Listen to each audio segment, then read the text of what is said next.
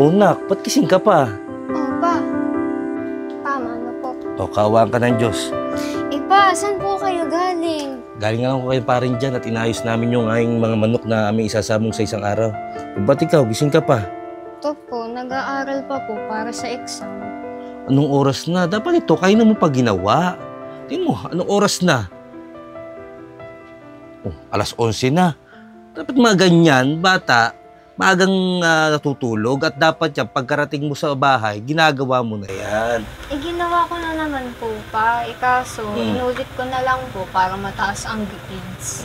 O siya, natulog ka na. Sige po pa. Pa, kayo po kasi ang tagal niyo po umuwi. Yan mo na ang papa mo at may pinagkakaabalahan. Alam mo nak, kahit big girl ka na, ikaw pa rin ang baby ko. Tanda mo yan. Tulog na. Sige po pa.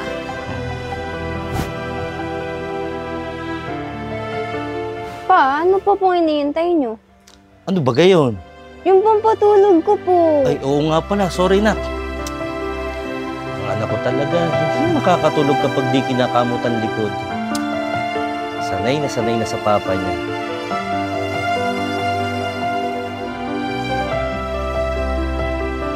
Ang ganda na ng buhok ko. Effective tong pang-spray na nabili ko. Kapag mahaba na tong buhok ko, ipupuyod ko. Rakistang ang datingan ko dito. Puro buhok yung inaatupag mo. Pag tumanda ka, kakalbo ka rin. Intindihin mo yung sarili mo, Doyen. Huwag tong buhok ko. Alex! Oh, may natawag yata. Alex! Ala, nandiyan na si John? Alex, tara na! Malilate na tayo! Uy, late na nga pala ang anak ko. Oh, nak, si John Mark, kanina ka pa inaantay. Papasok pa kayo. Ito na po pa. Oh, yung payong mo, baka makalimutan mo. Sige po.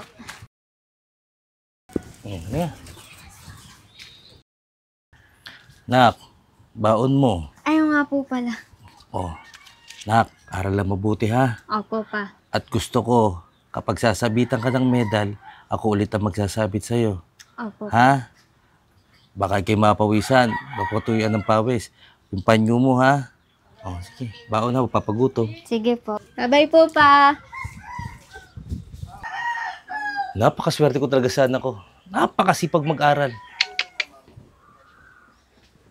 Carl, Oh. baka naman may extra ka dyan.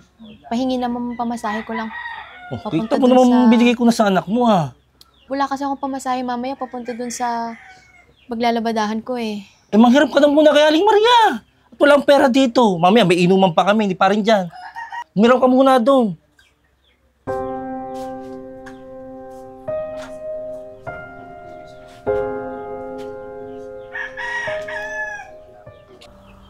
Pare, anday pa! Ay, nako. Parelasyon na to ha. Bakit naman? At uuwi pa ako sa bahay gawa ng anak ko, si Alex. Pare, madami pa to eh. Busin na natin to. Talagang dito na lang, gawa ng hindi nakakatulog yun pag di ko kinakamot ang likod. Pampatulog niya ba gayon? Last na to ha, pasensya na. Ikaw naman, minsan lang tayo mag-inom ulit. Anong oras pa lang? Pagdating talaga sa anak mo, iba ka. Aba, syempre naman pare, anak ko yun. Eh, kahit na magantong kumpare ninyo, sa anak ko, suko talaga ako doon. Pare, last na talaga ha. Ano pare? Sige, next time pare. Basta, next time, bababag ka ha. Basta, Bawi ka next time. lasing talaga ako. Pare, ingat. Oh, ate. Subsub ka na naman sa labahin, ah. Oh, napapasyal ka. Tala ko nito. Nakita ko yung asawa mo doon. Kasama ng mga sunog baga, nabarik na naman. Ako, kaya mo na siya. Wala na akong magagawa doon. Ang importante eh, kahit ganun siya, responsable siyang ama kay Alex. Lahat-lahat ng pangangailangan ni Alex, binibigay niya. Tsaka Eh, ikaw? mahal niya kasi yun eh. Eh, ikaw ba? Binibigyan ka ba niya sa mga racket niya?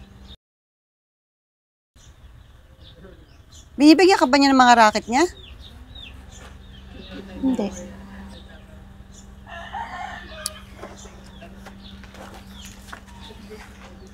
Alam mo, ate, Okay lang naman na responsable siyang ama. Kaso, paano ka? Ganyan na lang siya, walang pakialam sa'yo? Sanay na ako. Hindi mo pwedeng ganyan. Tanong mo nga itsura mo. Losyang ka na, kakagawa dito sa bahay, kakatrabaho. Siya pa inom-inom lang.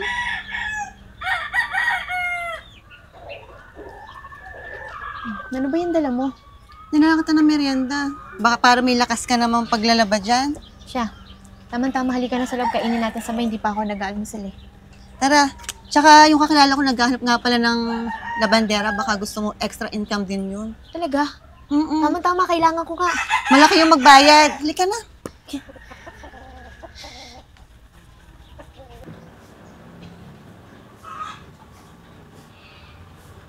Oh, narito na tayo sa bahay nyo. Ito na gamit mo. Salamat. Pagaling ka. Salamat sobra sa paghatid. Sige, Alex, pasok ka na. Una na ako. Sige, salamat. Tupiin ko pa pala to. Nak, Alex? Ano nangyari sa'yo? Ang sama po ng pakiramdam ko kanina pa po. Sobrang nahihilo po ako. Oo nga, bakit namumutla ka, Nak? Bakit ano ba nangyari sa school? Nagpagutom ka ba? Hindi po, ma. Eh, anong nangyari sa'yo? Ba't ka nagkakaganyan? Okay ka na... Oh, Ma, bakit? Nasusuka po ako. Halika.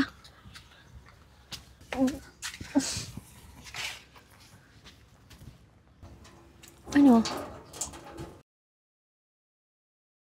Halika na nga sa loob, magpahinga ka. Oh, anong nangyari diyan? Dumating sa school, namumutla eh, tsaka masama yung pakiramdam niya. Ano ka ba naman, Doyen? Nag-iisa na lang tong anak natin, napapabayaan mo pa.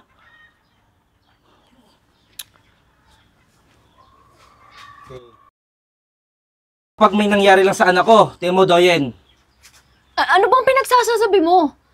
Ba't mo ako sinisisi? Wala akong ginagawang masama kay Alex, tsaka inaalaga ko yung anak natin. Anak! Anak! Anak, kumusta ka na? Binali ka ni Papa ng prutas, nasa kusina. Kapag kaya mo nang bumangon, yung prutas nasa kusina lang ha, kumain ka. Opo, Papa. Anak, putla ka eh. Hayaan mo kapag nagkarakit si Papa, ibibila kita ng mga vitamins para ibig sabihin eh, yung putla mo, yung kulay mo, tsaka tumaba-taba ka naman. Siya anak, tagilid na at para makatulog ka na. Nak, alis muna si Papa ha. At rarakit lamang ha. Love you. Love you po, Papa. Alex, anak! Halika na, kumain ka na. Anong oras na? Baka maliit ka pa. Kaya mo na bang pumasok? Ma, di po ako pwede umabsent eh. May test po kasi kami ngayon. Pero okay na ba yung pakiramdam mo? Umupo ka. Nak, Alex, kamusta ka ba? Sigurado bang kaya mo nang pumasok? Bakit parang ang tamlay mo, tsaka wala ka pa din? Ate, Oh, nagdala ako ng ulam. ka. Oh, Alex, kamusta ka na? nag-aalala ako dito kay Alex eh. Bakit? Nak, Alex, bakit may pasa ka? Saan galing to? Hindi ko nga rin po alam eh. Nung isang araw pa nga po yan. Nauntog ka ba? Meron pa din dito, ate, oh. Oo nga, ba't di mo sinabi kay Mama? Ang putla-putla mo.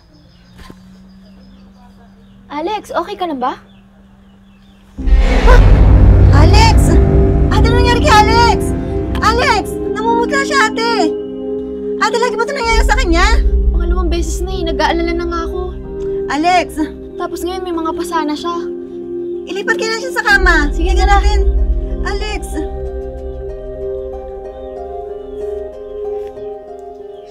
Lola, nag-aalala na ako kay Alex. Pandalawang beses na niya nahimatay to. Tsaka, palagi siyang nasusuka, tsaka nahihilo. Tapos Talaga, ngayon may mga ate? pasana. Kaya pala ang putla-putla niya. Napacheck up niyo na ba siya? Hindi pa nga eh. Kasi wala naman akong hawak na pera para ipagpa-check up siya. Ako na bahala sa pagpapacheck up ni Alex. Gagawan ko ng paraan yan. Anak ko yan eh. Ate, kuya, may kilala akong doktor, yung amo ko. Baka pwedeng pakiusapan ko na tingnan si Alex. Talaga? Oo, ate, mabait naman yun. Baka pwede ko siyang pakiusapan. Ay, sige.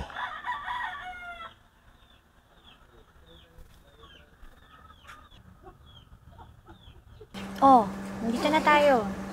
Ay, natuloy pala tayo, doktora. Thank you po sa pag-atid, ha? Oh, walang ano man. Siya nga pala, kamusta yung naanak ko? Okay naman po. Nagustuhan niya ibigay niya ng birthday niya. Pasensya na, hindi ako nakarating ha. Sobrang busy lang ako. Okay lang po. Alam naman namin na busy ka lagi. Mm-mm. Kaso, doktora, ang pinoproblema ko ngayon, pamangkin ko. Bakit? Ano Kasi nangyari? nung last time na nasa kanila ako, ang putla-putla niya, tapos nagkakapasasyan. Oh, ganun ba? Kaso wala silang pera, doktora, para pa-check up eh. Baka naman pwedeng tingnan yung pamangkin ko. Nakakaawa kasi. Sige, ganito na lang, bukas. Kung po pwede, total, may pupuntahan naman ako, on the way din naman dito. So, daanan ko na lang. Talaga, doktora? Ako, thank you po talaga. Napakabait mo talaga. Sige, bukas na lang ha. Magkita na lang tayo dito. Sige po, doktora. Sige, antayin mo ako. Siya, di doktora. Ayos na po ako, ha? Sige, Thank you po sige, lagi sa sige, pag-atid. okay. Ingat. Doktora, di ka, pasok ka. Oh, sige. Thank you, ha. Pumunta ka. Oo naman, walang problema. Basta makakatulong ako eh. Ikaw naman, para namang iba ka pa. Thank you, ha. Oo naman. Ate! Ate! Ate! Rona, andyan na pala kayo. Siya ba yung doktor na sinasabi mo? Oo, ate. Good afternoon po. Si Dr. Jingtan po. Nabanggit po kasi sa akin ng kapatid nyo na may problema po ang anak mo. Ano po ba yun? Opo eh. 2 beses na po siya kasing nahimatay. Okay. Tsaka, palagi po siyang nahihilo. Tsaka napapansin ko po, ang dami po niyang pasa. Maaari ko na po bang matingnan ng anak nyo para po malaman natin kung ano pong lagay niya? Opo, Dok. Nandun po siya nakahiga. Okay, sige. Salamat po, nakarating kayo. Paano po? Nakunan ko na po ng dugo ang anak nyo. Tutuloy na po ako. Ano po, bukas po babalik po ako para po sa result ng laboratories ng anak nyo. Para rin po malaman natin kung ano po talagang sakit ng inyong anak. Sige po, Dok. Maraming salamat po sa pagpunta niyo. Sige ha? po, sige po. Mauna na po ako. Ate, hatid ko lang si doktora, ha? Oo, sige, salamat. Tara na, Rona. Ate! Andyan na po pala kayo. Tara po, pasok po tayo. Sige, dito na lang. Medyo sensitive kasi yung pag-uusapan natin. Ganun po ba? Ito na yung results ng anak mo.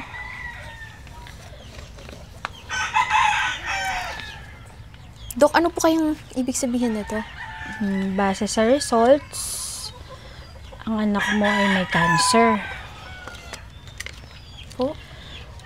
Oo. Kinalulungkot kong sabihin, kailangan niya mag-undergo ng chemotherapy as soon as possible. Hindi po kaya nagkakamali po yung result? Kahit magpa-second opinion kayo, still, ang lalabas sa results is 99.9% na may cancer ang anak mo. Dok, saan po kayo nakuha ng pamangkin ko? Pwedeng namamana or masyado siyang nagpupuyat, hindi kumakain ng mga gulay. One reason yan. Mas mataas ang reason na pwedeng namana niya yun. Meron ba sa lahi niyo? Sa amin naman po, Dok, wala naman po sa pamilya namin. Hindi lang po ako sigurado kung sa asawa ko. Huwag po kayong mag-alala. May awa po ang Diyos. Nilalagpasan niyo rin to. But still, tutulungan kayong madugtungan ng buhay ng anak mo. So, paano? Mauna na ako, ha? Rona, ikaw na bahala sa atin. Okay.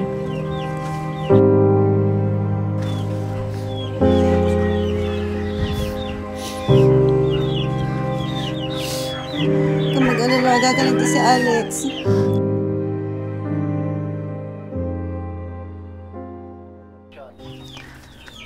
Doyen! Doyen! Kumusta ang resulta ng check-up ni Alex? Ano sabi ng doktora? Carl, kailangan natin mag-usap. Bakit? Ano ba? Buka. Oh, ano bang pag-uusapan natin? Carl, lumabas na yung lab test ni Alex.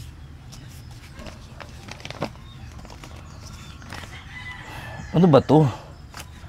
Sabihin mo na kung talaga sakit ni Alex. Wala akong maintindihan sa mga pinagsasabi nitong lab result na to eh. Ano ba to?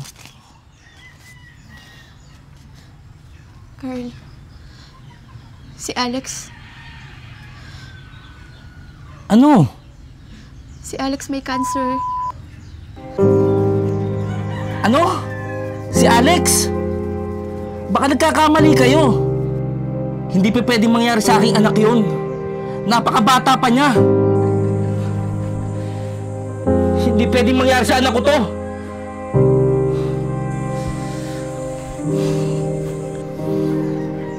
Carl, kailangan dumaan ni Alex sa chemotherapy. Sige, Doyen. Kung ano yung makakabuti sa anak ko, gawin natin.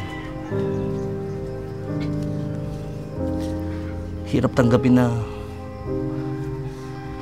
bakit anak ko pa kung kailangan ko dumanas ng ganyan.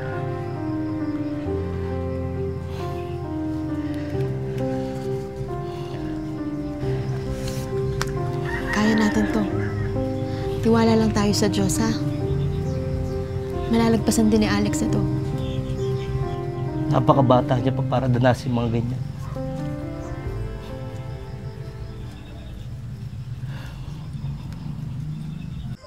Daan natin si paring Carl. Ay, pare.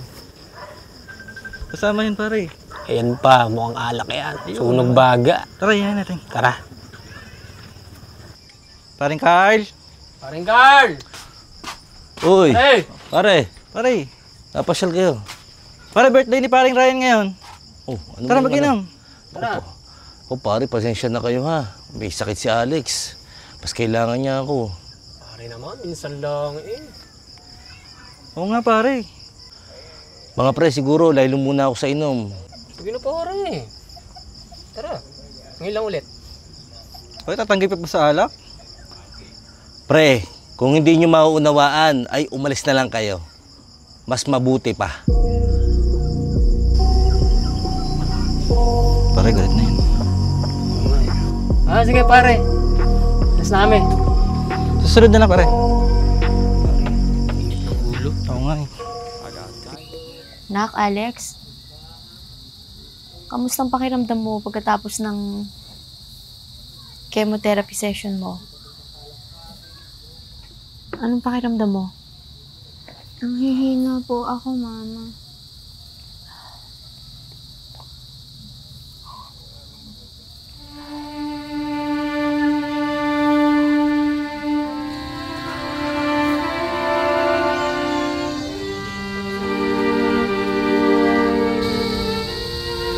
Nak, Alex,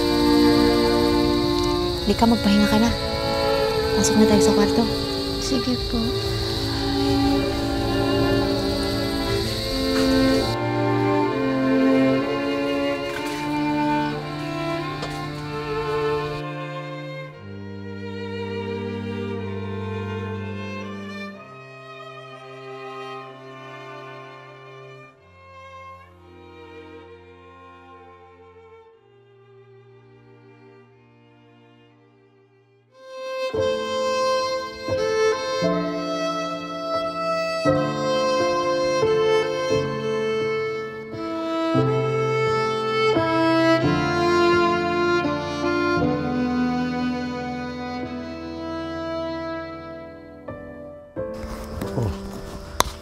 Anong nangyari?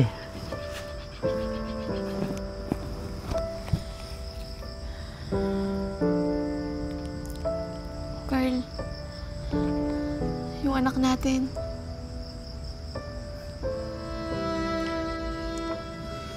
Ah, ganun ba? Makakalbo ang anak ko?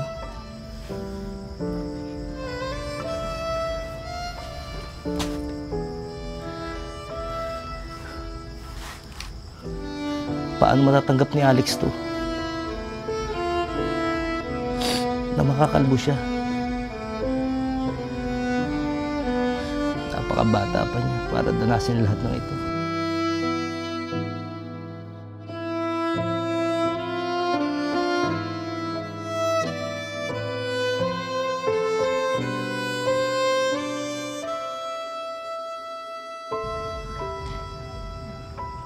Sobra akong naawa sa anak natin.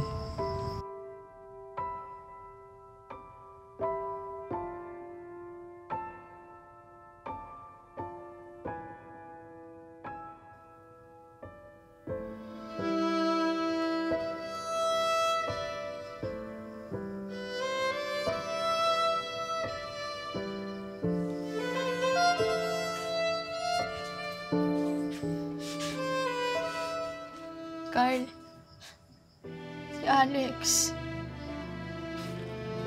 Doyen, may awa ang Diyos.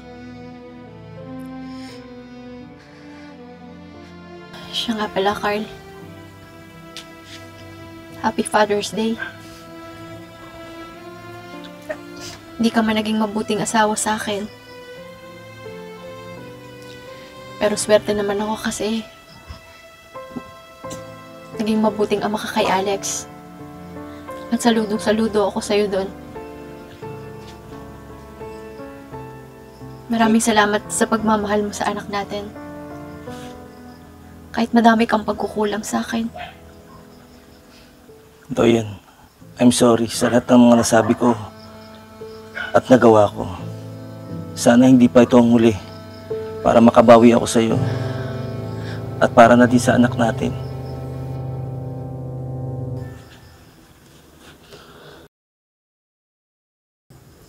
Ma?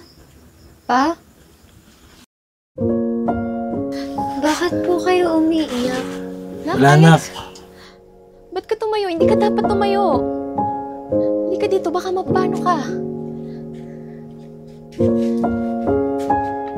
Ba't ka kasi tumayo?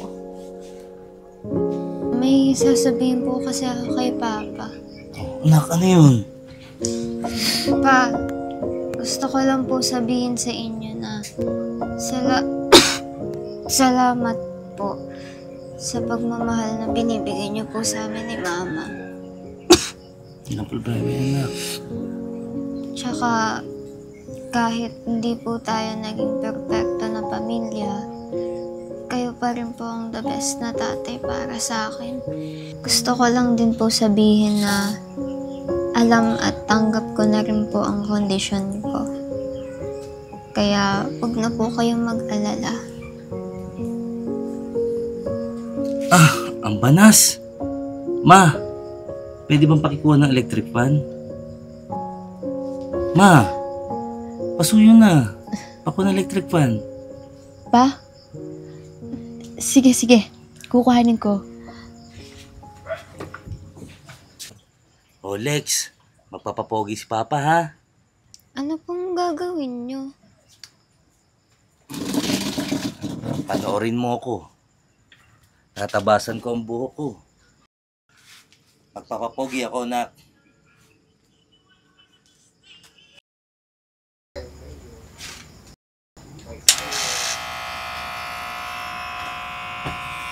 O nak, panoorin mo si Papa kung paano lalong pumogi ha.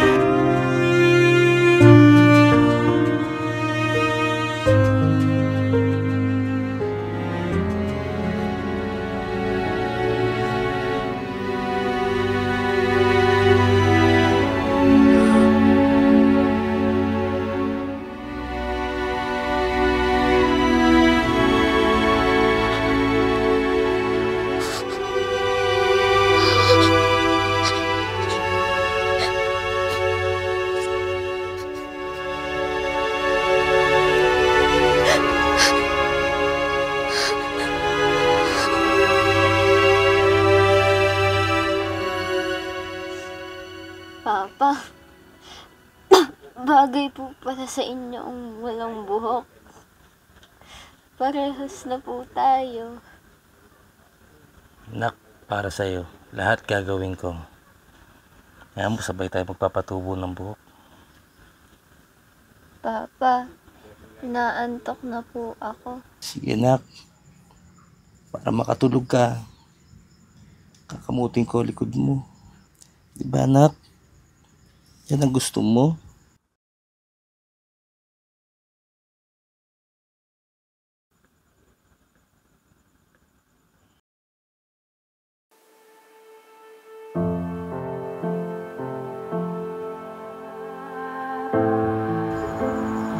Kung asan man si Alex ngayon, alam ko masaya na siya. Kasi pinakita natin sa kanya kung gaano natin siya kamahal. Sa mga huling araw na nakasama natin siya. Napakasakit para sa atin. Pero mas gugustuhin ko ng ganito. Kaysa araw-araw kong nakikita siyang nahihirapan.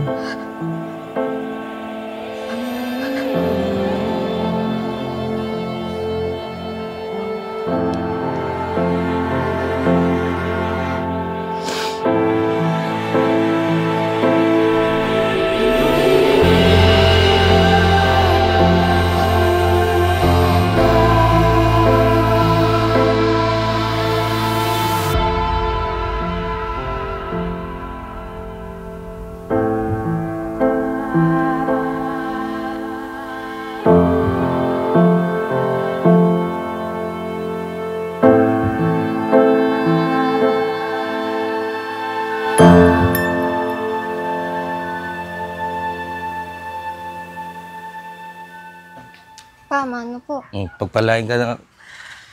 Ano?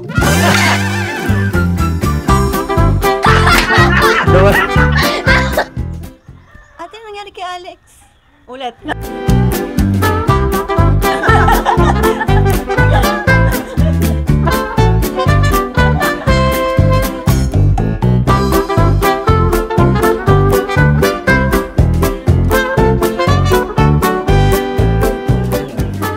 Pare, tabi mo na. Pare, last na yan na. Bakit naman pare? Pare, ang dami pa nito. Hindi, kasi kailangan ng aking anak. Hindi nakakatulog yun pag wala ako. Pampatulog kasi noon, yung kamot ko. Kinakamot ko sa likod yun.